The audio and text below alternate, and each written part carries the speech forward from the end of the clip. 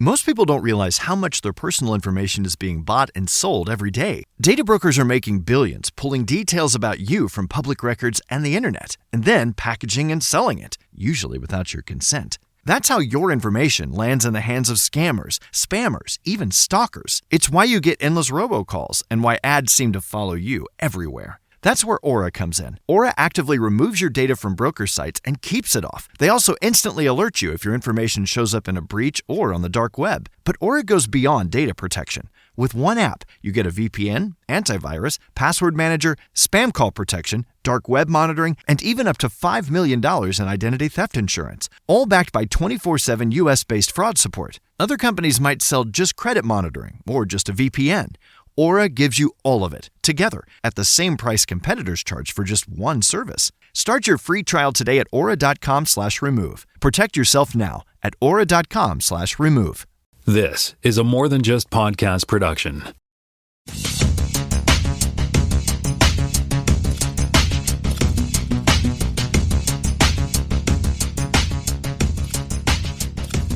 Welcome to Spotcast, Season 9, Episode 16. My name is Tim Mitra. I am in Toronto, Ontario, and I'm joined by Jonathan Kuline in Florenceville, Bristol, New Brunswick, Canada, Earth, Solar System, Milky Way, stuff like that. Keep going. Inside the giant who lives in space. I've forgotten the other. Yeah, we're a little dust mote on the dandelion that Horton, who's here, hears of. You know what? I just... hello there, kids. I was just reading a science blog actually last week that hypothesized that possibly we and our galaxy are inside a black hole. And I was like, okay, that's a new twist. What? Yeah, I thought that was really interesting. I'll send that one to you. Oh, because we keep moving too. Yeah, things are moving apart. Yeah. Interesting stuff. All right. Well, let's get to the fact check. There was lots of it. So I mentioned the Iliad last week. Well, I'm a real Homer expert, right? But no, the Iliad is a poem written by Homer, which is about the last year of the Trojan War, not related to Odyssey at all. So if you've seen the movie Troy, that's that story. The Odyssey is an epic poem written in the 8th century BCE. Is that after Jesus? That'd be before Jesus. Okay. Why do they call it BCE? Why can't they? Oh, BC, I guess, right? I don't know. Whatever.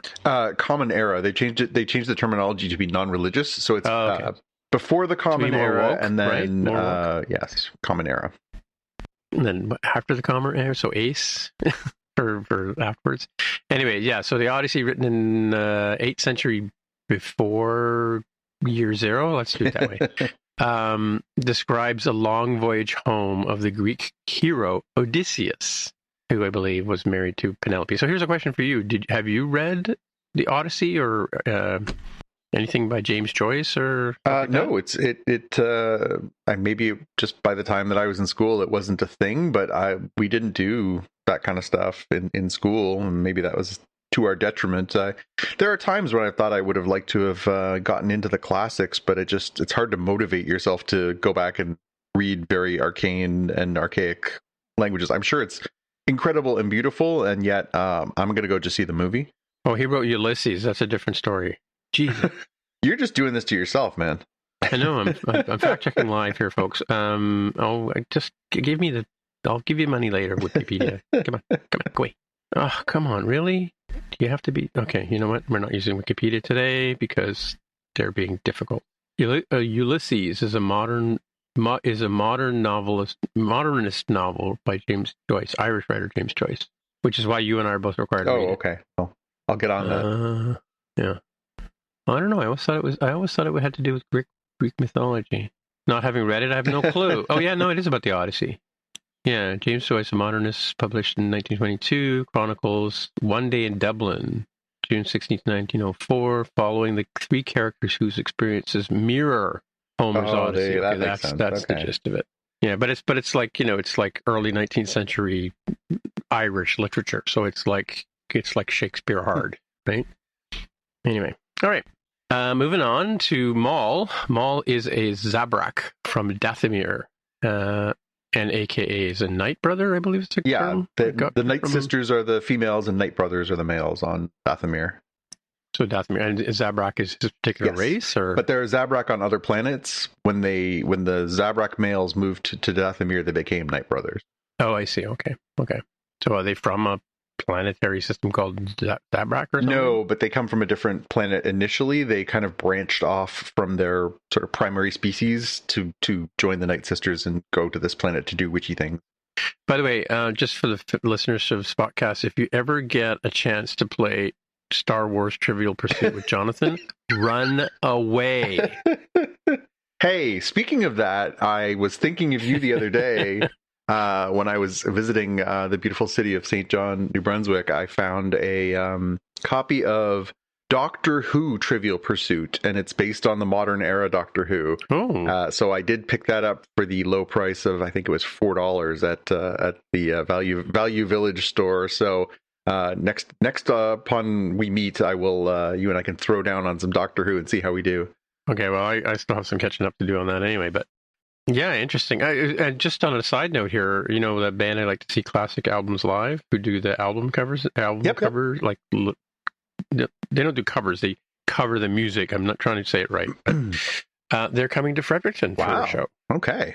Yeah. Xavier's seen one or two performances with me, but you haven't, I don't think. I think I've seen them once. I think maybe I saw them one time. Okay, and the boys, the place we couldn't remember where they retired. Of course, Jonathan was probably throwing things at his phone. Was the Vought Villages, and just on a side note, it was filmed at the Latvian Canadian Cultural Center. That whole thing with the legend, with them standing out in front of that building, that was the Latvian Cultural Center, and the doors and all that kind of stuff on the inside, where they have that big fight in the foyer with Scrotum Man. That was there too. Right. Yeah, and I'm going to say, for the record, Jaime is 100% correct. That is not to be used as a weapon. Well, you know, I guess. I don't know. Again, when you have no choice, you have no choice, right? So, but that being said, let's move on to the headlines. Jonathan's got 3 things that are coming sooner than we thought. I believe. Well, 1 later and 2 sooner. So, we've got 3 announcements about when we're going to get to see some of our nerdy goodness. The first bit is a bit of bad news, which is that Ahsoka, they have announced the 2nd season. We were kind of hoping it was going to drop in 2026. They had alluded to that being the case, but they confirmed this week that it is not, in fact, coming in 2026. It's going to come in early 2027. So you can take from that what you will. They have not given it an actual date. It's just simply from the Disney Upfront presentation on Tuesday, they announced that it is going to be coming early 2027. So that's technically would be a 4-year gap, not entirely, to that length by the time it airs. By that time, Grogu will be shaving, right? Yes, that's right. It's funny. That's only the 2nd season. I don't know. Maybe because she was on Mando. She was because she was on like pretty prominent and she was in all 3, right? Because she premiered in. Obviously she premiered in Clone Wars, but so she was a big character in Clone Wars, and then eventually she was a character on Rebels, and then she was a character on Mandalorian, and then she was on Book of Boba Fett, and then she's been on her own series. So she's kind of been popping in for quite a while now. But yes. Yeah, but I'm talking about the actress who portrays, who I'm just drawing a blank from, Rosario Dawson. Rosario Dawson. Yeah. Okay. She has only been in. She was in 1 episode of Mando, 1 episode of Book of Boba Fett, and then she's been in the 1st season of Ahsoka. But I mean, considering now this series is being run by the person who is running Star Wars, Lucasfilm, Dave Filoni has gone from 2nd or 3rd banana to king of the jungle. So I wonder what he's going to let himself do from here on in. I'm very curious, but bad news, we have to wait just a little bit longer. We thought we were probably going to get it this winter, so it's not a huge leap, but it's still disappointing. But that is mitigated by the good news from the upfronts that Vision Quest, the 3rd and theoretically final part of the WandaVision, Agatha All Along trilogy, is going to be coming this fall. It's debuting on October 14th on Disney+. And that's earlier than I thought, because I thought if we were going to get that one this year, I honestly thought that would be the one that would probably not come until early 2027, but it's done, and that's good news. And considering how long it's been since we first saw the WandaVision series, which again was, that's been 4 years as well. So that will be very good to finally get some closure on that, because we didn't really get him very much in Agatha all along. References, but no character. So the last time we saw him was in the finale to WandaVision, which is a while ago. So yeah. Mm-hmm. Mm-hmm. Yeah. It's it's funny the between the Ahsoka and Vision Quest, but the fact that they're only on Disney and not on regular television or even on Netflix, I guess, is like if I was channel flipping and these shows were on, I would watch them. You know what I mean? Like I would stop and watch an episode or two. Like it's weird that you have to go. I mean, because they're worth watching again. I think, right? Don't you? Yeah. I haven't done that yet, but because there's so many other things to binge. True. Yeah, I think there's going to be lots of bibs and bobs of this stuff, but some of this stuff they've actually put out on physical release too. So if you're one of those people who's like, oh, I'd rather pop it into my DVD player as opposed to having the streaming service or waiting around to get that, you can do it that way too. But then they kind of stopped doing that a while back, so I'm hoping those are still coming. The third and final piece of this trifecta is Lord of the Rings, The Rings of Power, which we thought was not coming back till next year. In fact, is coming back in November. This was good news as well, because as stated, this didn't seem like it was on the radar for this year. I think we were kind of like, well, we'll see.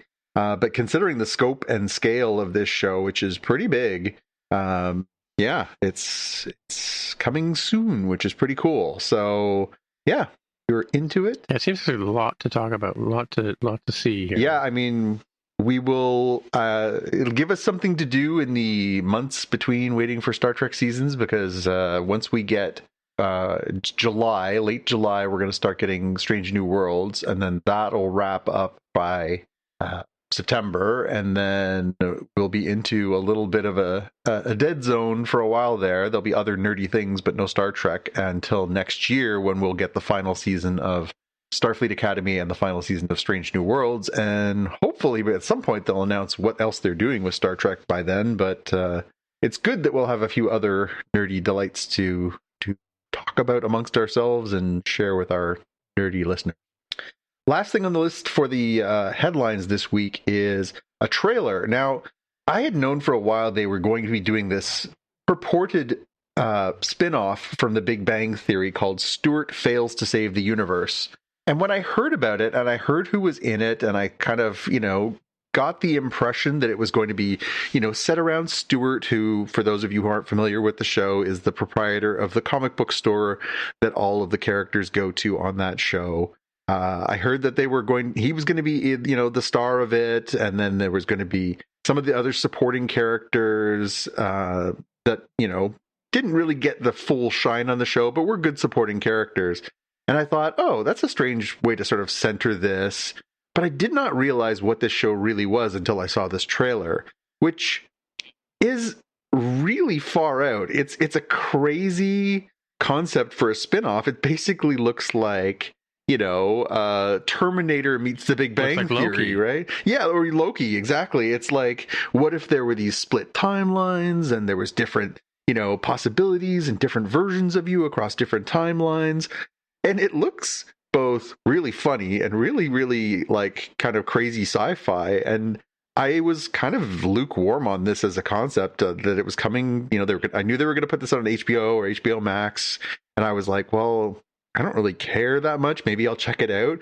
Now I really kind of want to check it out. It's coming July 23rd, HBO Max.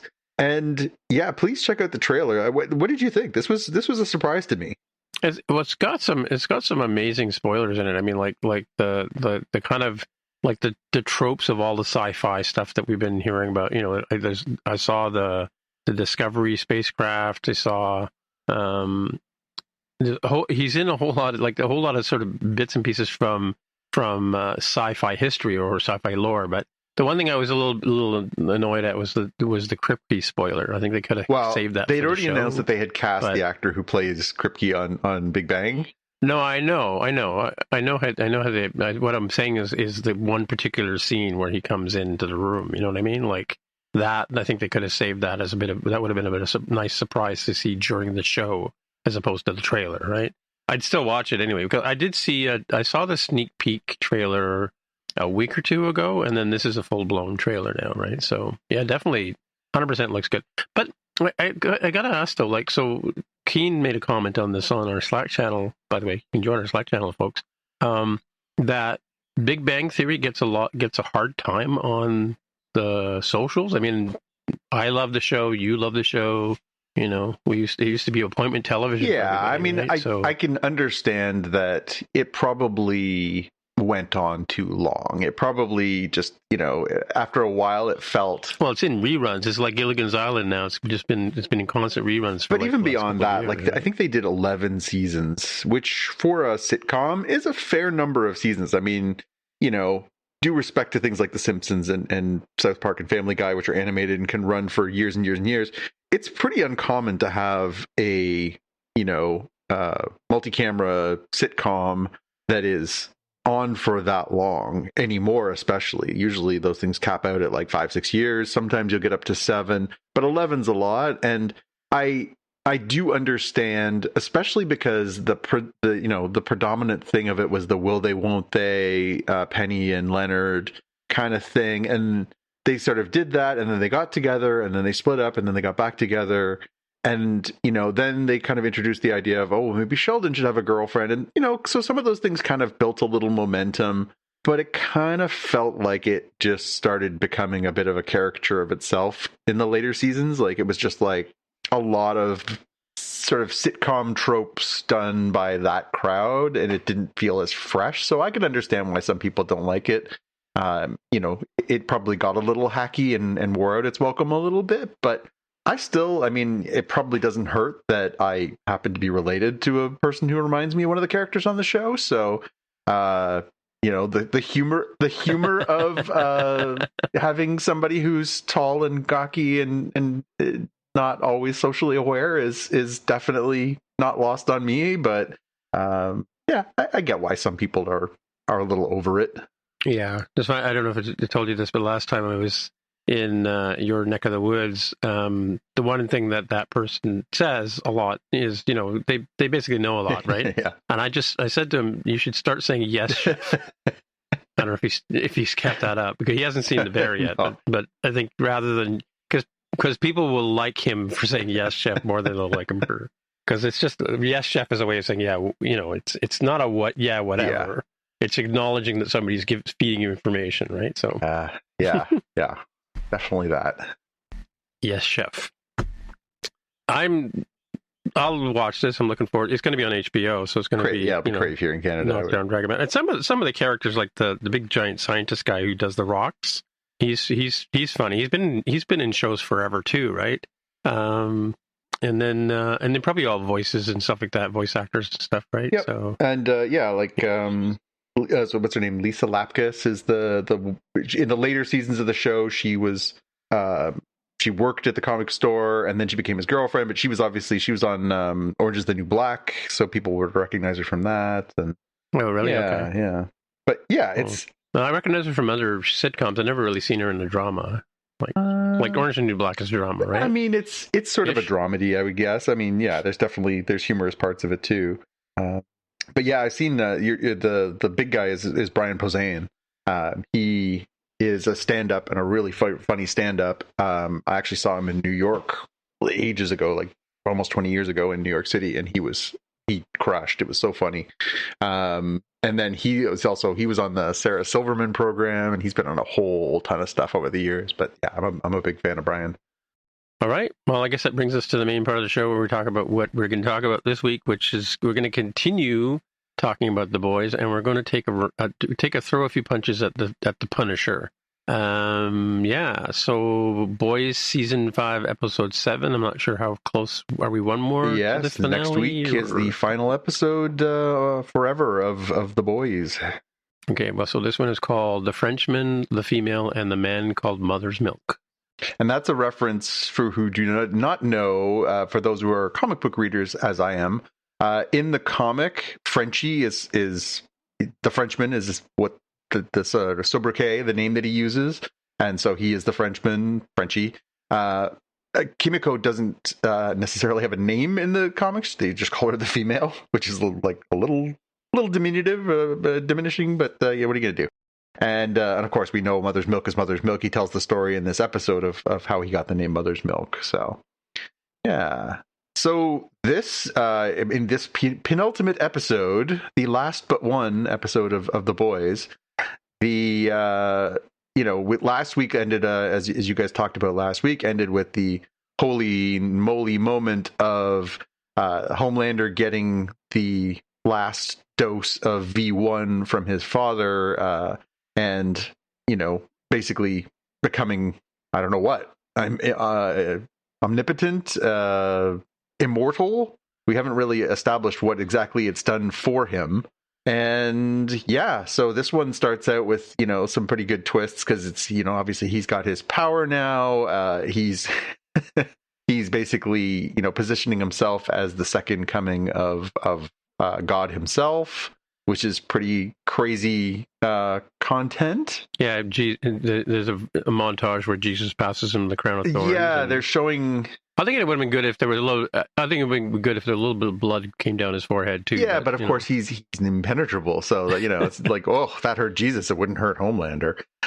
Yeah, the whole storyline of him and the people when they do the focus group where they bring all the people in and stuff was pretty crazy, over the top content. They bring in the whole group to see the Homelander becoming the new choice for God on Earth, and then they have somebody read their minds, like how many people actually believe that he is the second coming, and how many people believe that, but say they believe it, don't actually believe it. And yeah, so I think that'd be a fun game to play with some of the fundamentalists in our country and others. But it was it was pretty crazy. So we catch up with him. He ends up in a meeting with the Deep, where he basically disbands the Seven because there's only two of them left. Which is pretty funny. So the Deep is like really bummed out because he no longer has a job and is hated by everyone and everything, including every creature in the sea, including all the fishes, all the featured water creatures. Like, he gets crap from a hammerhead shark who says, "Come on, jump in the water. We'll tear you to bits." Yeah, did you recognize the voice on the hammerhead shark? That was Samuel L. MF Jackson. It sure was. Yeah, okay, I thought it was. I couldn't believe it when I heard that voice come out. I was like, "There's no way!" And I was like, "Yeah, 100%. That's Sam Jackson." Yep. Unbelievable. So in addition to doing that, Homelander ends up basically. His dad, Soldier Boy, is basically like, I'm going to go down to, was he saying, I'm going to sleep my way through the Banana Republics. And he goes, when are you coming back? He's like never. And so Homelander basically knocks him out and puts him back into stasis so that he can keep him in the room with him for all time, which is super creepy. And simultaneous to this, because both sides are acting weird. So he's acting weird doing all this stuff. And then we also get the scene where we see Annie with Marie and Jordan from Gen V. And this is the only, I thought they'd be active part of this season of The Boys, given what sort of happened in the in Gen V. Well, it sounds like they're going to be in the next episode because she dismisses him at first because they realize, they think they've all lost him. You might as well just all run away. As far as they can away from Homelander. But at the end of the episode, spoiler, at the end of the episode, Annie does say, "We need your help," to the two girls. Right? Yeah. So they'll, because I think Marie is comparable in terms of capability to Homelander. I mean, she has a very unique skill set in that she can manipulate blood. But manipulate blood, initially she thinks she has to like cut her wrist open and make blood do things, and then she realizes over the course of the 2 seasons of Gen V that she can actually like stop people's hearts from beating and do like pretty crazy things with her abilities. So she does have a lot of power. You're right. I hope it sort of pays off, because especially given that they've announced they're not going to do a third season of Gen V, it would be nice to have some positive closure for those characters too. But basically, yeah, everybody's kind of in a weird place. Homelander is like, I'm going to be God on Earth. I can do whatever I want. I'm disbanding the Seven. He murders the President of the United States in this episode. He's kind of... He bans baby formula. Yeah, that's right. He bans baby formula. He's like really high on his own supply in this one.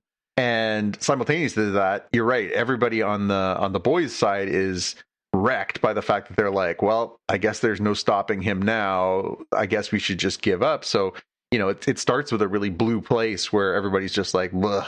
And then so one of their last gasped attempts is basically that they're going to try and use the same techniques they used to hyper-activate Soldier Boy's powers so that he has that nullifying ability that can take people's powers away. They're trying to basically negatively reinforce that on Kimiko.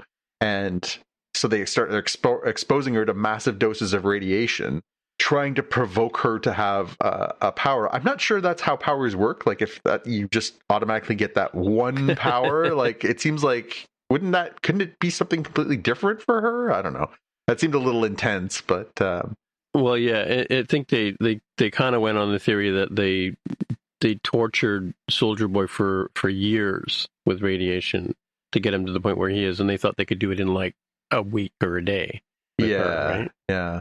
And then they finally convince Sister Sledge to come over and help them, and she figures out that Sister Sage, yeah, she figures out the formula, like it's 30 seconds is what 30 seconds is what they need, as opposed to what they were trying. They were just experimenting on Kimiko, right?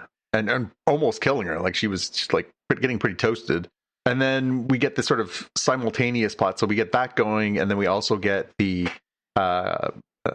is it Butcher, Huey, Annie, and Mother's Milk are trying to get inside Vought Studios to investigate whatever it is that Father's up to, right? Which turns out to be that weird film that I loved, the like raw footage film where like they've still got the straps on and the boom microphone in, and they're like VFX eagle flying behind Homelander, and it's just like a little animatic of an eagle going by. That was pretty funny. But it's like painted like the American flag. yeah. So they end up going in there, and then that sort of goes sideways because Butcher and Huey are basically pinched by a psychic that sort of throws them off, and then. But to mask the Huey's mind, Butcher says, "Tell me about the top 10 Billy Joel songs." That was very funny too, and I love that he like can't leave it alone. Huey just keeps coming back to the list. He's like, "No, I've thought of number 5 now." That was a pretty and a good callback too, because obviously that's something they talked about like way back in season 1, right? It's his love of Billy Joel. Yeah. Did you? So and they sort of do the two of them together. They get handcuffed to a chair and they can't escape, but they come up with a way of escaping. Because the psychic also goes into Butcher's mind and turns off his powers, right? Or that's what he says. So they come up with, they kind of trick the psychic into letting down his guard so that then Butcher can escape and take him off. But it's the same sort of thing. Like they use the same trope of distracting him. Yeah, right? They have with mindless mind trivia. Yeah, right? Well, they have Huey remembers seeing the photos of Synapse's brother who had been murdered, right? So he's distracting him with mental images of the death scene photos that are all covered in blood, and Synapse can't hold his focus, and that allows Butcher to regain his powers and rip Synapse in half. Did they discuss that they were going to do that, or they just sort of discussed how they were? I mean, the Billy Joel thing was a sort of this. I think the idea is they introduce the Billy Joel thing so that you understand that that's a strategy, and then when it comes back around, you realize that it's in fact how they're going to end up defeating him in the end, right? I love the bit when Mother's Milk realizes that they're also nearby to Synapse, and he just grabs his vape pen filled with cannabis and takes a deep drag and then hands it to Annie and says, "Here, smoke this," because that's the other. Oh no, I don't go for that. He's like, no, this is not medicinal. That's pretty funny. yeah, so we end up with that, and so they're there. Meanwhile, we get Frenchie finally convinces Sage to, stop lobotomizing and watching trashy television, eating Taco Bell, and go and help and try and figure out how to stabilize what's happening with Kimiko. But then Homelander, in his interactions, basically figures out where they are and goes to their base. And because Kimiko's in a weakened position and Sage is no use in a fight, really, he hides them, and then he locks himself in the room with the radiation with Homelander, knowing that he can't possibly kill him, but I think trying to weaken him enough that he'll just leave. And Frenchie dies. And that was, by far the most consequential death we've had this season, and we've had a few. I mean, we've written down a lot of characters so far, but that's one of the boys, right? That's a big blow. And right after he had, again, I wish they wouldn't telegraph things like this, but at one point, he says to Kimiko when she's recovering from her radiation treatment, he says, oh, I think we should get away from here. We'll move to France. I've changed my mind. We should have kids. And I was like, oh no, Frenchie, stop talking. It's never going to go well for somebody who's talking. That's writing yourself out of the cast. Never talk about the future in a dystopian show. It'll never work out for you. But so that was, obviously a really, deeply emotional and tragic moment. I thought they played it, really, really well. The devastation as Kimiko's cradling him basically as he dies, and and sets the stage for a real, if we didn't hate this guy before, it's fully on now, leaving us with just the finale to land. Yeah, and I'm kind of wondering, like, it's not like the incredible last couple of episodes, which were pretty heavy duty, right? Like, I kind of thought that's what would be the sort of the battle with Homelander would be the sort of knockdown, drag him out for like a couple of episodes, but now we've got one episode. They have to get the George Lucas checklist out. I believe we are in for what is... Has to hold his beer. We have to hold exactly. Jaime's beer. That's right. I feel like we're in for the full hold Jaime Lopez's beer conclusion to this one. This episode was longer than most had been so far. This was a good hour 10. Yeah, true. Yeah. Which does make me wonder, are we going to get a plus-sized finale too? Is it going to be like, an hour 20, hour and a half, something that really kind of like gives you a little more to play with in the finale?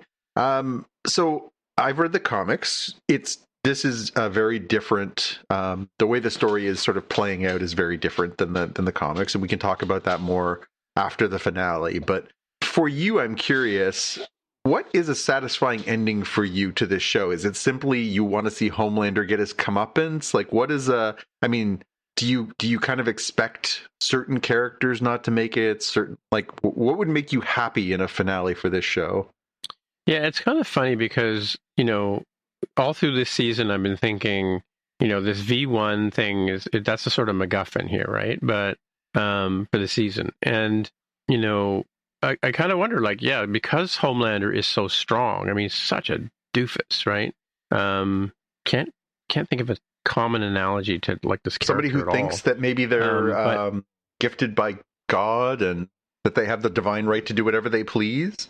There should be gold. I was surprised when he's sitting in the Oval Office that they didn't decorate it with gold, to be honest with you.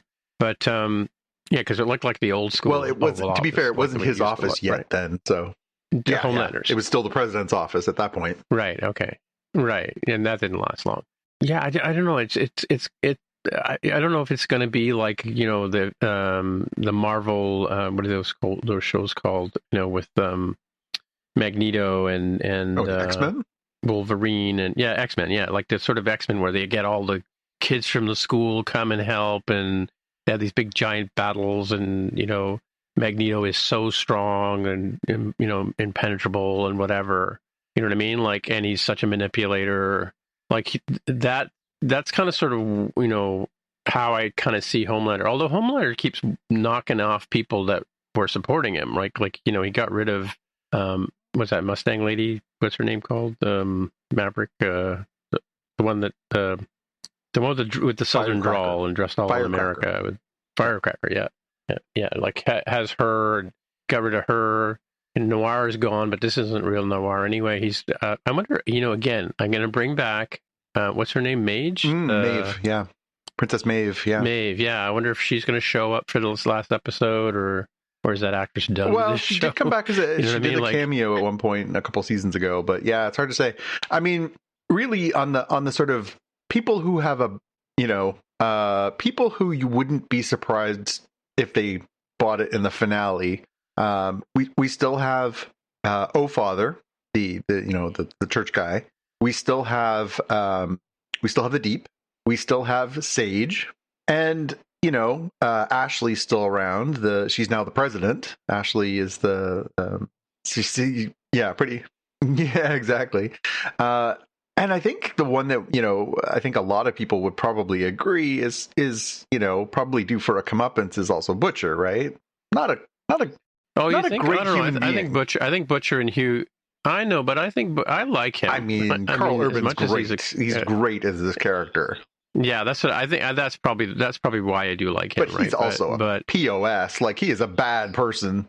No, I know he's a son of a bitch. But I would like to see.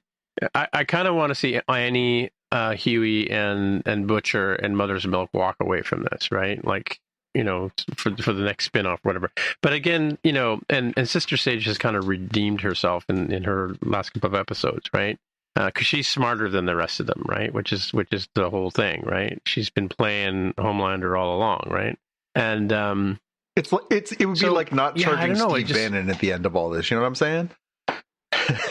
Yeah, and the thing about it is, since the V1 is already off the table, like it's already that vial is already spilt, if I can use that analogy, right? So that's off the table in terms of whatever. I don't know if they have. Well, yeah, they still have the virus at the church, right? Yeah, I think. Well, they think the virus, cleaning house would be kind of an interesting thing too, right? But yeah, it's hard to say where this is going to go, right? Like in terms of what I would want to see. But I mean, again, Homelander is such a love to hate him kind of villain. Well, and worth restating for the several dozenth time, Anthony Starr, what a performance by this guy. Like, I mean, honestly, this season is not the best I think we've seen of him as this character, but I mean, for the run has just been the most deliciously evil villain. Just this, absolute egotistical, megalomaniacal monster for this past 5 seasons of this show, and really just an incredible performance. Yeah, you're right. I mean, like I've seen him in interviews, and he's just completely different, right? But he's incredibly charming. Like he's got a British accent. Or I guess he's from New Zealand, right? So he's got a Kiwi accent. He's a very likable human being, and all the funnier when you see that against him as this character who is just the worst. Also worth stating, Anthony Starr is 50 years old. He does not look like a 50-year-old man in that uniform with the hair and the makeup and the whole bit. Like, he looks great. Like, I would have never guessed that he was 50. No, that wouldn't have even crossed my mind. I don't know. I really this show surprises me a lot, like in terms of where it's willing to go and where it does go, kind of thing. Like and whose head explodes. A lot of exploding heads this season. Yeah, I did find part of this episode was a bit dragging, but probably because I just want Homelander to stop. But yeah, and it was sad to sort of see Frenchie go at the end there. But yep. Anyway. Somebody there had to be as we were getting towards the last 10 minutes of the show, I figured a shoe has to drop, right? Because they've dropped a shoe at the end of every episode this season, right? Yeah, well, it'll be great to see if they can land this plane. Obviously, one of the biggest and most challenging things to do when a series is this beloved and has this much investment in it is to see if they can land the plane in a satisfying way. You're never going to make everybody happy, but I think all things being equal, I think they've done a really good job. Eric Kripke, the showrunner, has always sort of been pushing the envelope and had a vision for this show. I'd imagine if we're going to get a true boys, series finale, it's going to be crazy, over the top, bloody, inappropriate, just everything you've come to expect from the show, right? Yeah, pretty much. Yeah. Well, fingers crossed. I don't know. Maybe they'll get on. Maybe they'll all get on a plane and go to China. I don't know. Now, a word from our sponsor. Most people don't realize how much their personal information is being bought and sold every day. Data brokers are making billions, pulling details about you from public records and the internet, and then packaging and selling it, usually without your consent. That's how your information lands in the hands of scammers, spammers, even stalkers. It's why you get endless robocalls and why ads seem to follow you everywhere. That's where Aura comes in. Aura actively removes your data from broker sites and keeps it off. They also instantly alert you if your information shows up in a breach or on the dark web. But Aura goes beyond data protection. With one app, you get a VPN, antivirus, password manager, spam call protection, dark web monitoring, and even up to $5 million in identity theft insurance, all backed by 24/7 US-based fraud support. Other companies might sell just credit monitoring or just a VPN. Aura gives you all of it, together, at the same price competitors charge for just one service. Start your free trial today at aura.com/remove. Protect yourself now at aura.com/remove. Now, back to the show. All right, I suspect you have something you want to say when we talk about The Punisher, One Last Kill, this one-off special that dropped this week on Disney+. Yeah. I mean, so here's the thing. You know, I watch these shows because I have this podcast that I do. You might have heard of it called Spotcast. Spotcast, you say? And sometimes I want my hour and a half back, you know. But admittedly, I've only seen one episode, or maybe one. Yeah, I think I've only seen one episode of the Punisher show itself. I haven't watched Defenders yet, all of it. I never watched Iron Fist, you know. So I mean, there's a lot of shows a lot of pieces that I'm missing here, right? But I gotta say, I did make a note, but I gotta say that the first 3/4 of this episode was, why am I watching this show? Oh, it's a hard watch. It's a hard watch. It was a hard watch, but yeah, because I mean, he's going through. It's basically watching him go through PTSD for like 45 minutes, right? Which was a lot, given especially that we had really kind of done that over the course of his multiple season arc on Netflix. It really felt like we had played that card. This was almost like he had hit this crossroads, right? So he. Okay, well, so yeah, let me finish my 2-word review of this show. Assault porn. Okay, all right. I'm gonna sit with that one for a second. Assault porn. Okay. I don't know that I entirely agree, but I think it's based on my knowledge of the character at a larger level. So Frank Castle's story is that he was a vet. In the comic books, he was a character introduced in 1974, and it was, towards the end of the Vietnam War. He was a Vietnam vet. He comes home and he is reunited with his wife and kids. They go on a nice picnic to Central Park, and there is a mafia gang war fight that breaks out, and his family is killed. And because of this, he has his military training. He falls back on it, and he vows to basically get revenge against organized crime, basically all the people who are responsible for this case. That's essentially what they've done, but modernized it to, he was a vet from, the Marines, and he was, traumatized by experiences fighting in conflicts in America. And same thing, he comes home, his family's killed, and he declares war on that. They make a point of really showing you, and maybe it is that extra context of watching the couple seasons of show on Netflix, but not everyone certainly has, and that's kind of on them. They basically say here that, they show you this sort of montage at the beginning that shows that, the neighborhood that he lives in, Little Sicily, is kind of in this spasm right now because he has basically finished his war against the families. He's killed every single mob family that had any connection to what happened. And he's at this crossroads where... Except for one. Right? He doesn't even really... he doesn't think that Manucci's coming back, right? He thinks he's killed all the men from this family, and that's the end of it. And he thinks that his fight to avenge his family is done. And that's why the first half of this is so conflicting for him, is because he kind of had a purpose. He had found something that drove him, even though he was still traumatized, PTSD, messed up because he'd lost his family, messed up because of being a soldier and everything else. But he had that purpose of, well, I'm gonna punish those responsible for the death of my family. When he gets to this episode, that's all gone. He doesn't have the purpose, right? And it really, the whole point of this is to repurpose him. He has to find a new cause, and what happens is that Manucci, played by Judith Light, which was an interesting twist for those of you who remember all the way back to Who's the Boss, and I mean, she's been in obviously dozens of other things over the years. She's a terrific actress. But she comes back as Manucci and basically says, like, you know, you killed my entire family. I'm going to make your life a living hell. And I'm basically going to, you know, tell every single person that you're inside this apartment complex and, you know, you're dead, basically.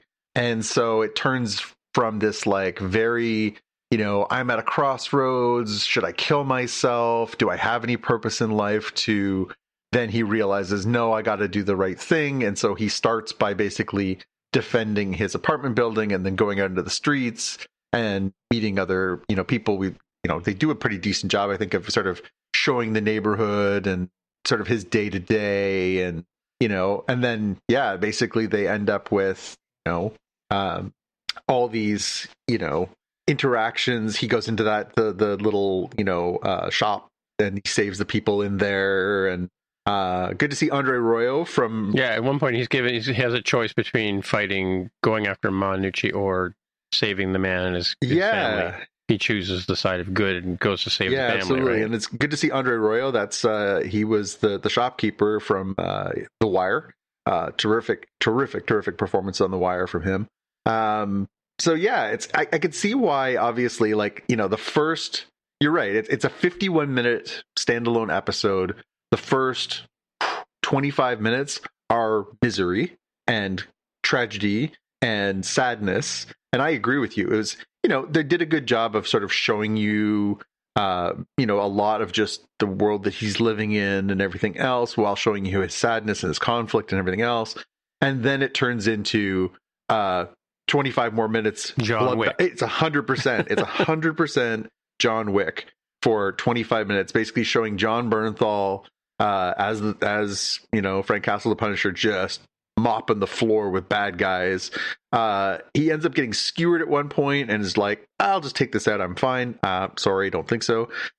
But I found myself like you. I found myself watching this and thinking, like, what is the purpose of this? Like, why are we doing this? Especially, why are we doing this on the heels of the Daredevil season? What's the point of this? Now, they've already shown in the trailer for the new Spider-Man movie that the Punisher is in it. And because at one point in the trailer, they interact. And so we had to get Frank from where we had seen him in Daredevil, where he's grown out the beard and he's, you know, trying to kind of piece his life together, you know, but not really being the Punisher like he was before. We see that the dirty cops have basically co-opted his symbol. And so we have to get that character to where we meet him in Spider-Man. So all I can think is, this is kind of the bridge for people who are fans of the sort of New York City street level Marvel universe that is Daredevil, Jessica Jones, the Punisher, Luke Cage, Iron Fist, the Defenders, but also would interact with Spider-Man, who is your friendly neighborhood New York City Spider-Man. To get him from point A to point B, I guess they thought this would be a good way to do that. Whether or not it is, I'm not sure, but I just couldn't help but think, oh, in the trailer, when we see him and he's on this, like, you know, get out of my way, Spider-Man, I'm on a mission here. Is that because he's now made it his mission to kill Manucci and go back after the Nucci crime family? And, like, is that his new sort of reason? And that's why we sort of meet this sort of more focused, you know, Punisher uniform wearing Frank by the time we get to that movie. So is the whole purpose of this to show that he's, like, hit rock bottom and then bounced back and now has a new purpose in life, so that we can then understand when we see him in that movie why he is where he is? But then it also doesn't make a lot of sense to me, because this episode is, well, I'm going to go ahead and say this is the darkest thing I've ever seen on Disney Plus. Like, you're right. It's hard emotionally and then turns into a bloodbath. It's violent, it's vulgar in its language, it's emotionally taxing. They put a warning label on the front basically saying, this is not for children. But Spider-Man is. Yes, I saw that. But Spider-Man is. So for, kids who you would never let watch this, they're not going to have this context. So it's kind of like, hey, you who might be emotionally and, stomach-wise able to watch this episode of television, you'll have this little piece of information that you can enjoy when you watch this movie in a few weeks. But for the rest of you, it just doesn't exist because it's a deeply depressing bloodbath. Now, that being said, I thought the fight choreography in the second half was exceptional. That was great. But again, it's like, there has to be, it's just like everybody's out to get him, to get what? Like, and I love it when shows do stuff like this. And I get it. They're supposed to basically, there's this power vacuum. So the worst elements that might have been in check are all unchecked. But like the number of like non-shirt wearing, tattoo sporting, or mask wearing, axe wielding people that were there to get him. Like, did they grow them at a farm upstate in New York? Like, where did all these people come from who are just like suddenly able to like offensively swing a fire axe? Well, not well, because a lot of them get taken down pretty quickly because they don't have this fighting skills. It's kind of, it's Rambo, it's Judge Dredd, definitely John Wick, yeah, John Wick, all those kind of, Nobody is another show like that where it's kind of like can take anybody else in the room. Captain America is like that in the elevator scene, and I forget which Avenger movie it was or which Captain America movie it was, but like to be able to take out all these people at once. I mean, we even saw Fisk gets overpowered at some point in the end of the last episode of Daredevil, right? So, and you're right, like he after he takes out the big giant guy that comes after him, he realizes he's got a big spike just above his heart, kind of thing, and he just pulls it out. Yeah, it looked like an ice pick. Like, that I guess that's the thing is like, but he's supposed to be, he's supposed to be like a Jessica Jones or a Hawkeye or whatever, like not a regular person, or even Fisk, not a regular person. Who, even Daredevil's got the amazing hearing kind of thing. Like he can figure out where things are in the room just with his senses that he doesn't involve seeing, right? So, maybe he's got that sort of superhero kind of body that he can take a lot of punishment and continue to fight, right? So yeah, it was like I say, to me, it just felt like it both covered pretty well covered ground for anyone who watched those other series of The Punisher, and or if you watch the comics. Again, Monnucci's a character in the comics it was around for a long time and was a thorn in Punisher's side during a pretty long story arc. I just don't know. Again, was this well done? Yes. Was it well acted? Yes. Was it well, conceived? That's where I struggle a little bit. The only thing that makes sense is that this is a bridge, and I don't think it's a bridge enough for enough people that it's going to really have moved the needle. So then what? Is it just a John Bernthal vanity project? Again, is he great? Yeah, he's a great actor. He got a writing credit for it. His first writing credit, like apparently. He's a great performer, and he really understands this character and does a great job with it. But then do something with it. Also, I maintain one of the things that I have talked to comic creators for 40 years. One of the things that is the absolute truism from comic writers is what makes a great hero is a great villain. Is Monnucci a great villain? Not especially. She's a lady in a wheelchair. Like, yeah, not the best character they could have come up with. So, that felt me a little lukewarm. And they, especially because, again, they explicitly don't give this any closure. It's not like, and at the end, she gets her comeuppance. So that's what makes me think, well, maybe that's the bridge, right? In Brand New Day, she might be the villain in the Spider-Man movie, she might be what he's after. I don't think she's the villain for Peter Parker or anything, but I think if there's chaos in the city that Peter gets involved with that involves the Punisher, that's probably where they're going with that. That's what makes the most sense to me. So we'll see in a few weeks. So I guess it's July that the new Spider-Man movie drops. So maybe that makes sense. But yeah, I don't know. It just what's that? Full of sound and fury, signifying nothing. I think that's kind of where we landed. Yeah, for sure. When is the Spider-Man movie coming? Yeah, I want to say it's July. Just double check. It is what it is. All right. So let's move on to the watch list then, shall we? Okay. And you can explain the first one to me. I watched it a couple of times. I'm not sure what the context is. July 31st is the date for the new Spider-Man. July 31st. Spider-Man Brand New Day. Okay. The first thing on my watch list is something called Rogue One, the Andor Cut. This is something that's coming out in about a week and a half. You can see the trailer on our show notes, or you can go to YouTube and find it. Somebody has taken it upon themselves to take the movie Rogue One and do some editing to it to include content from the 2 seasons of Andor to give more context and backstory to Rogue One, so that we're not coming in quite as cold on how we got there and sort of what people's motivations are and all these different things. And so if you watch this trailer, it's essentially that. It shows you the story of Rogue One, but with some flashback material moved in, with some lines of dialogue moved around. And they've essentially tried to... Yeah, like Luthen gave his life for this, and which is not in the... Yeah, so movie, basically bringing some more context from all the events of Andor forward to Rogue One, so that Rogue One doesn't live in such isolation from the events of Andor, because essentially they dovetail into one another, right? Like Andor basically ends and leads right into Rogue One. So I saw this and was like, what an interesting idea. And the person is going to be putting the whole thing out on YouTube. So it's going to be there. You can watch it and see what you think.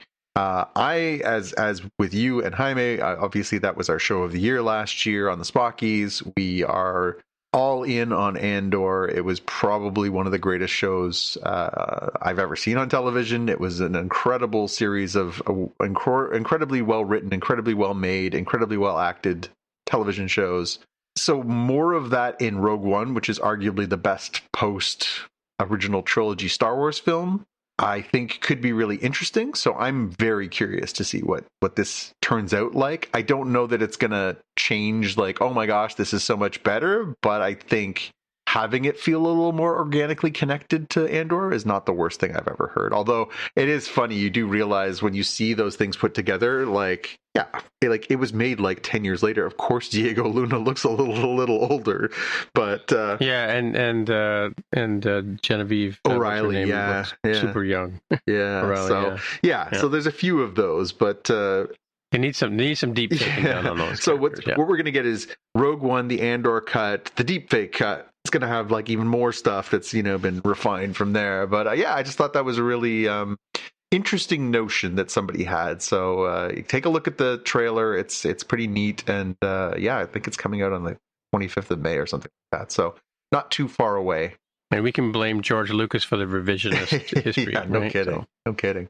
Next thing on the watch list. So we joke with great regularity. As a matter of fact, before you get into this one, we didn't talk. Jaime and I talked about it, but we didn't actually mention the deep popcorn bucket in last week's episode. Popcorn bucket, was certainly a thing.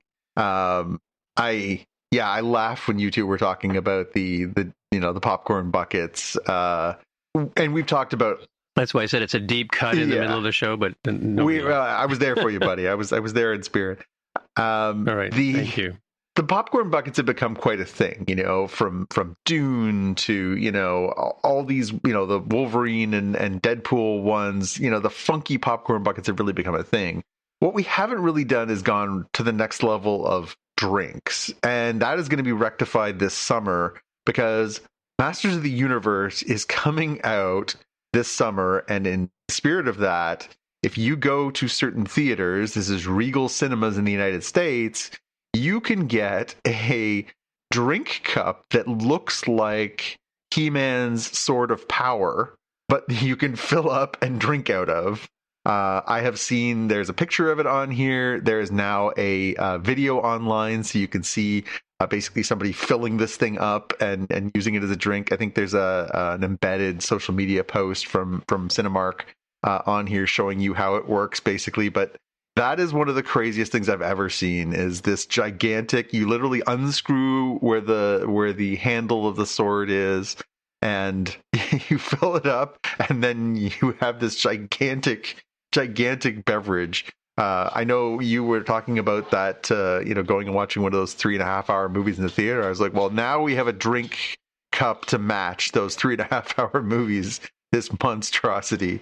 So I think, what they should do at movie theaters? They should have I went to a concert yesterday, Joe Satriani and Steve Vai, and there were people walking through the aisles with Haagen-Dazs bars and water and liquid refreshment. Like, they should do that in movies, right?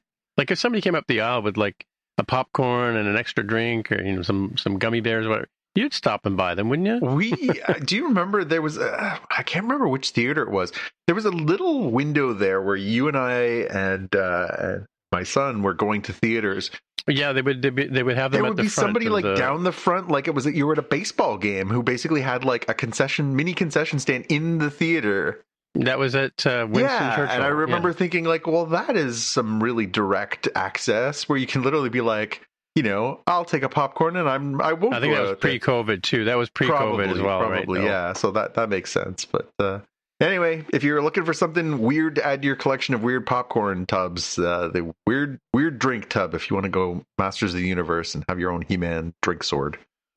So do you have to buy the large combo to get these special cups? I think you have to pay extra for them on top of whatever the combo is. So like it's like get the combo and spend an extra, I don't know what, $5, $10. I sorry folks, I own none of these. I have no special cups. I have a Sue Storm drink cup from Fantastic The only Four, one that I have and have held on to was a Taco Bell promotion from when I was a teenager, and it was tied into I think the first Next Generation Star Trek movie. And it's a big cup with a dome on the top that clicks on. The dome is Worf's skull. And just the stupidest thing, but I just could not throw it away. It was too stupid and funny. So I still have that one cup from way back when. But so this Masters of the Universe cup, do you think somebody's going to put their eye out with it? I mean, this thing's massive too. Like what I'm more worried about is by the time you fill this thing, it's going to be heavy. I'm like waiting for two kids in the back aisle to be like using them like swords, like cola spray across the room, like it just feels like a disaster waiting to happen, but we'll see. 100%. Last thing on my list here, they announced this booming new Lego set this week. Good folks at Lego. So this monster set that has been announced is the new Lord of the Rings set, and it is Minas Tirith. It is the capital of Gondor. For those of you who may or may not recall the movies. And it's the White City with the giant cliff. It's built around this giant cliff. It's got the pretty much the whole third movie revolves around this city that is going to be attacked, and they have to defend it and the whole thing. It is the most spectacular Lego set I've seen in a while. It is massive, and it is expensive, and it is beautiful. It looks. Did you say it's more pieces than the Death Star? And one of the all-time biggest sets. I don't think it's the actual biggest, but it is 8,278 pieces. It's the biggest Lord of the Rings set ever made, and that is the Rivendell set they put out a few years back. This has 2,000 more pieces than that one. So that's pretty crazy. And it's one of the biggest sets ever released by piece count by Lego. It looks beautiful. There's an article that we've linked to in our show notes that shows you all these different angles of it. All the little characters are included. It opens up, of course, so you can go inside. It's got all these little halls and stuff. It is gorgeous. It will set you back a few pennies, though. So be prepared if you are thinking of adding this shelf. One, think about getting a reinforced shelf because this thing is massive. Two, it is, I in here it says that it is $700 US. Yeah, $699. Yeah, US, so you're looking at $699, $1,000 here in Canada for this set. So you got to be pretty committed to your Lego fandom and or your Lord of the Rings fandom for you to make this purchase. But I mean, it's crazy when you see it. They actually have pictures of somebody, like a human being, sitting in front of it, and you're like, okay, this thing is humongous. Yeah, I want to know what IKEA cabinet they have it sitting on top of, because it looks pretty deep. One with reinforced legs. It is huge. And you're talking to someone who does in fact own the Lego Death Star, which is a very large set. It's not even close. Like this thing is far and away bigger. But yeah, if you're a Lord of the Rings fan and or a Lego fan and or just have a spare $1,000 lying around, highly recommend. It's gorgeous. Wow. Well, mine is kind of predictable, but I bought a ticket to see The Mandalorian IMAX 3D at 3 o'clock next Thursday, and then I got a job. And unfortunately, I have to go to a client meeting in Markham. So there's no way I would be able to go from the client meeting in Markham down to basically theater's like 20 minutes from my house by bike, right? So fortunately I was able to trade I was chatting with one of the guys at work today on our Teams. We use Teams because of course it's an enterprise job, but he was saying, oh, just call them and ask them to switch it. So it turns out in the Cineplex app you can actually refund your tickets. You don't get the booking fees back. Yeah, of course not. So I was able to sell my ticket, which I was just going to eat the cost of it, right? But so I sold my 3:10 showing at Yonge and Dundas, and I bought one at the Markham IMAX 3D, which has more seats available, folks. You will miss it by the time this comes out, but by the time this comes out, I will have seen The Mandalorian IMAX 3D. So yeah, with Grogu pushing all the buttons. That answers my follow-up question, which was going to be to you and Jaime is are you going to make the effort to go see this in the theater? So I figured you were probably in the bag for it. I'm trying to sort of debate, should I make the extra effort to go see this in a larger or more impressive cinema setting than. What's the size of the theater in Fredericton? Fredericton seems small. I've never been to the theaters in Fredericton, admittedly. I've been to the one in St. John. They have they don't have an IMAX, but they have an Ultra AVX. That's where I saw Fantastic Four last year, and Xavier and I went and saw Project Hail Mary earlier this year. And it's a very nice experience there. I had no complaints. There are IMAX theaters. There's a theater in Dieppe, which is as a nearby city to Moncton. And coincidentally, I'm going to be there for work for 3 days in about a week and a half. So does Moncton not have a IMAX? So Moncton is sort of a 3 cities in one kind of deal. There's Moncton proper, there's Dieppe, and there's Riverside. Riverside that are all connected basically. There's no they're all right beside each other, so they're kind of all connected. So it's like a mega city like Toronto, Vaughan. As much as we have a mega anything here, yes, it is the largest city in the province, and especially if you add those 3 together, they far and away are the biggest in their sort of metropolitan area of the entire province. So, yep. So yeah, I might wait until I'm going to be in Moncton, I think, for the 26th, 7th, and 8th or something like that, or 7th, 8th, and 9th. I might wait to go see it there, but we'll see. Is it Moncton? How do you spell Monton? Monton. Because there's a Moncton, Ontario, apparently. MONT? Monk. No, K, right? MONCTON. Oh, C, not okay. Moncton. Okay, yeah, now I see it. Okay. Oh, that's where Magnetic Hill is. I think Carol and I went on Magnetic Hill. Not to be confused with the reversing falls that we have in St. John. Oh, I see. So Riverview is the south of the. I wanted to do a fact check on Riverview.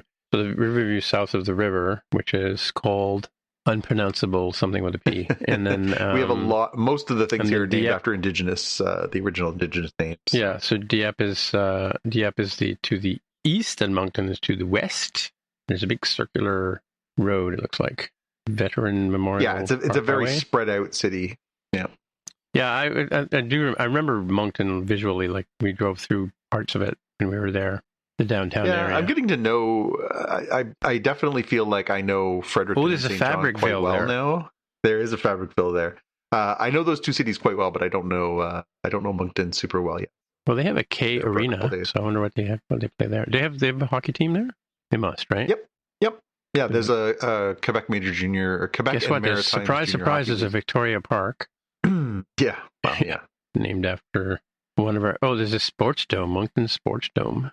It's got all the bells and whistles, but it's got to be 3 hours from your house. 2 hours. Yeah, it's a little over 3 hours. Oh, it's pretty close to the Gulf of St. Lawrence too. Yeah, I mean, once you're there, you're really not far. You're a hop, skip, and a jump to get to Confederation Bridge. Shediac. We stayed in that area. Yeah, we stayed in Shediac the night before we went to PEI. Or no, I think we stayed in a bed and breakfast there. Yeah, it's a very beautiful area. Yeah, the roads aren't necessarily straight from your house to there. You're pretty. I mean, not that it's a straight road, but it's relatively straight from your place to Fredericton. It's funny, in my mind, it's always like you're just driving south, but it looks like you're driving southeast to get to Fredericton. Yeah, because you basically follow the St. John River, which runs through most of the province. So yeah. This is some fascinating radio. People are going to be really interested in this whole conversation. Well, we could talk about the weather instead, but in that case, why don't we, if people want to get in touch with you, where would they find you? Oh, start with our Slack channel. That's where we share all our fun, nerdy goodness during the week. We talk about trailers. We share little tidbits. We make fun of, anybody that's raised our ire during the week. If you're not going to find us there, probably Instagram. I'm at JPK News, or you can find me on I'm at JPK. All right. JPKA. My name is Timitra, Timmitra. I can be found on Bluesky, on the Mastodon, the Instagram, what else? Substack, TikTok. Yeah, most places with that handle, except LinkedIn, strangely enough. So until next time, we'll see you in the future. Bye. You've been listening to the Spotcast Podcast. If you want to find out more about the podcast or see the episode show notes, visit the Spotcast website at spotcast.com. If you have feedback or questions, you can get in touch with us on the website. If you like the show, please consider recommending us to a friend, writing a review on iTunes, or pledging any amount at patreon.com/spotcast. You can find details on how to help us on our website, spotcast.com/sponsor us. Thanks for listening, and we'll see you in the future.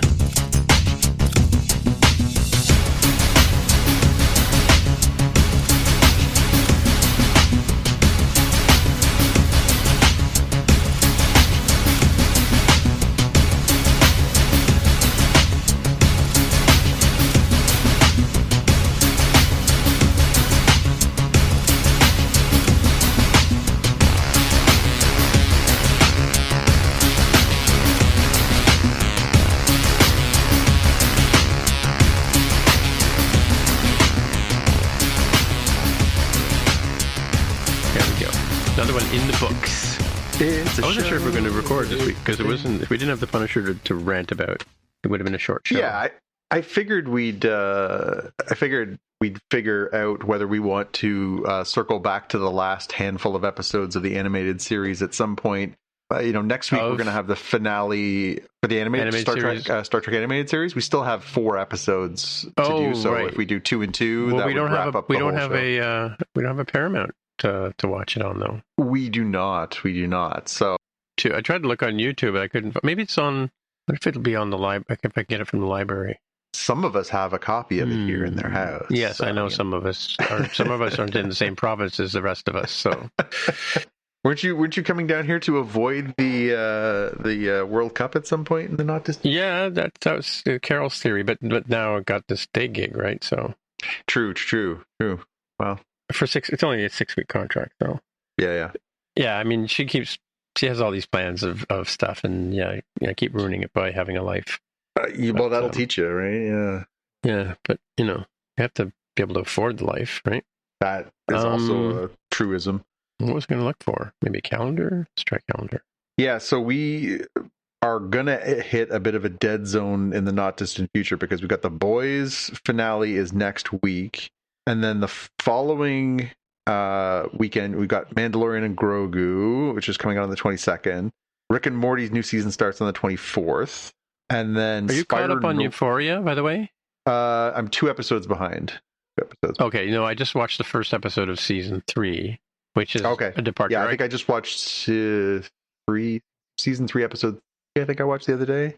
Yeah, it's quite I mean, obviously they've graduated and things. Had you seen the show previously, or is this your first time watching? Yeah, the whole thing? I watched it. Yeah, and you missed it. I basically watched the season 1 and 2 over the last couple of weeks. So. Oh yeah. It's I watched it a few years. I think I watched it when season 2 was new. I went back and watched season 1. Yeah, and then the specials, right? The two specials. Oh, there's specials.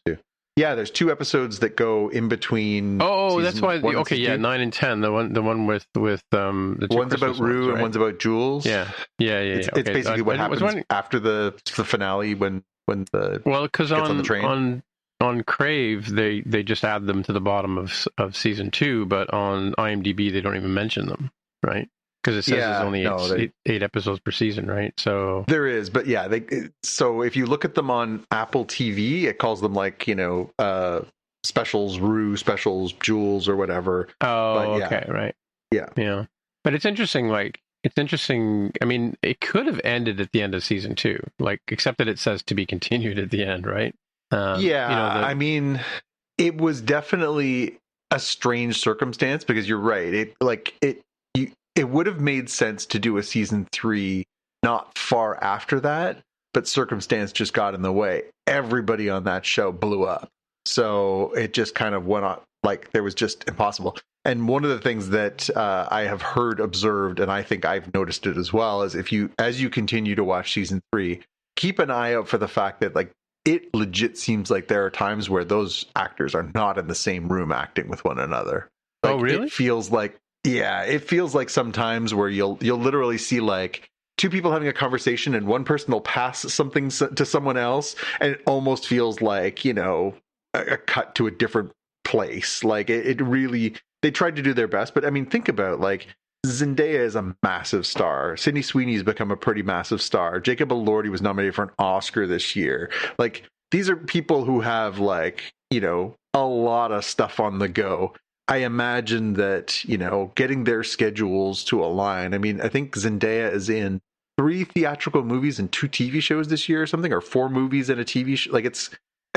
It's a lot. So scheduling all those people at the same time with their schedules and their commitments and demands and stuff must have been impossible. So I get it. But especially when you get to episode 3, I just finished episode 3 3 or 4 nights ago. Watch that one and we'll have more discussion about it. But it really feels like you're were they there at the same time, or is this just some camera trickery and effects and stuff? Well, now that you said that, I'm not going to be able to not see it, right? So yeah, and again, it makes perfect sense. Obviously these are real life things. There's a lot of times when I see stuff where it's not a multicam show. What's interesting, I don't know if you saw some of the trivia about it, but apparently the what's the name of the director? Apparently he went to Kodak and says, I really like the look of this old film that you don't make anymore. Yep. And so he bought up all the stock, and then they went and made him some more. Yeah. Because it's filmed on actual film. It has film grain, and it has that 80s, 90s color to it, right? So it's a really interesting process, right? So yep. No, and what I was going to say though is, if you've watched enough TV being made, if you've done the inside baseball thing, you know that a lot of times, even though 2 actors may be in the same room, they're reading to a camera. Yes. Right. Oh, so, for sure. So the famous scene with Jack Nicholson, he's just talking to the camera, but apparently the entire cast was there to watch the legend on, do his thing. Oh, A Few Good Men. Yeah. But because there's scenes where Zendaya is talking to Judd Apatow's daughter, Maud. Yeah.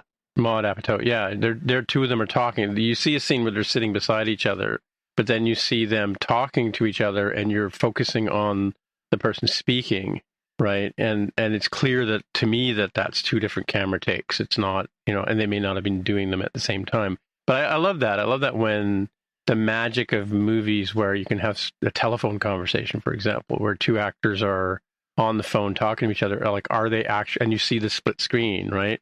Like, I often wonder, are they in opposite rooms with different camera crews, or are they reading, one person's on the phone and they're having the conversation back and forth, but they film each individual separately, right? So yeah, that's movie magic, right? Yeah.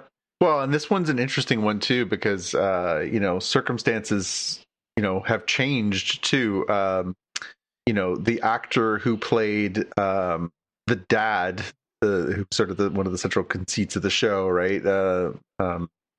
Eric Dane, is he McSteamy? Is he McSteamy? I don't know which guy he is. Yes, he's McSteamy. He was on. Okay. He was on Grey's Anatomy for a number of years, but he's Cal, right? He's the dad. We talked about it in an episode not that long ago because of he was in one of the X-Men movies as well. He died of ALS. He's not around anymore? 4 months ago? He died really? February. Oh, that's he died in February. Guy. Oh. Huh. So the way that they've got him onto the third season, it's not really going to spoil anything for you, is they have him playing himself, playing the character as a drinker. Because he was performing with ALS, he couldn't act the way that he was normally acting. So they basically hid the ALS behind the fact that the cow drinks a lot. So that's the movie magic too. So it's a way of letting him be in the show, before he passed away, and obviously covering his declining health by using that. The other thing is. The character from the first two seasons, Fez, the actor Angus Cloud, tragically died of a drug overdose a year and a half ago. And so that was another devastating. He's not in season 3 at all, or? He's not, but and it does come up that his character is not dead on the show. His character's in prison. Oh, so that's years, another right? That's another twist to this one too. And again, maybe that'll play out over the course of the season that circumstances changes or whatever. But they explicitly say he's she asks Maud's character. What's Maud's character's name again? Lexi. Lexi, yes. Yeah. So Rue asks Lexi, "Have you talked to him?" And she says, "No, I can't build up the courage." Obviously, now we know why. Yeah. I mean, it's a weird circumstance, but I must say, he was such a nice character. I like that character. Well, he had a lot of growth, right? From where we meet him in the first episode of the first season of just working at the gas station and dealing drugs and whatever, to the relationship that he and Lexi have in the second season, and just trying to do better, and then just of course the tragedy with his little brother and all that stuff. But Ash. Ash. Why Ash? Ashtray. But yeah, I must admit, this was a show where I really kind of tuned into Zendaya and who she was. Those first two seasons, her performances are amazing. Yeah. You've seen the Basketball Diaries, right? Oh yeah. Same thing, right? Yeah, just same sort of thing. Yeah. Holy cow. And same thing. This is also the first time I think I'd ever seen Coleman Domingo, right? Who plays her sponsor Ali.